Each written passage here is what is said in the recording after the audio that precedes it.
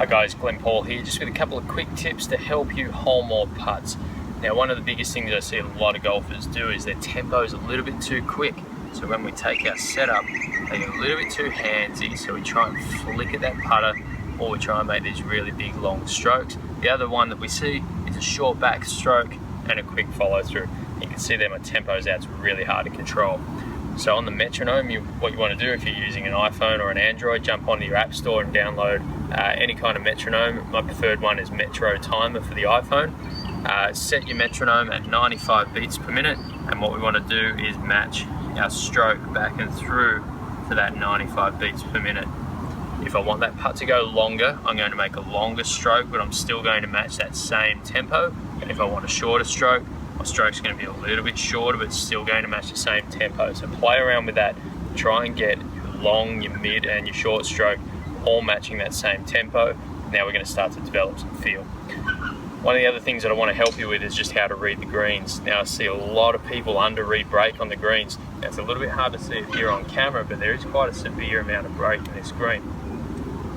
And for this putt, now let's take a quick look. So if I hit this putt straight at the hole, so I'm just going to aim straight at the hole here.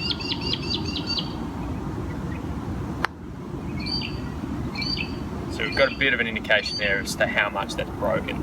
So to help us hole our putts, what we want to imagine is, or visualize, is seeing where we want that ball to enter the cup. Now don't make the mistake of always looking at the front of the hole. The more break there is, the entry point of the hole is going to start to come around, so it might actually be the side. So now we've got ourselves more chance of holing it. So what I'm going to do, I'm just going to place the ball out where I can see this ball dropping in the hole. Might pop that out there. And then I want to visualize from my ball what this ball is going to do to curve around there, taking into account how much break we've already seen with that first putt. So what we'll do is we'll pop the tee out. I probably want this ball to roll around.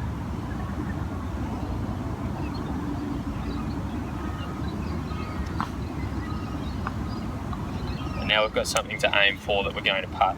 So I want this ball from here when I hit this putt to work towards that tee, hitting it at a good pace. You can see it's broken a little under, but I had the right pace. So pace is everything. If you're going to hit it a little bit harder, we're going to pick a putt with slightly less break. If we're going to hit it softer and allow the break to take that ball a little bit more, we're going to aim a little bit higher.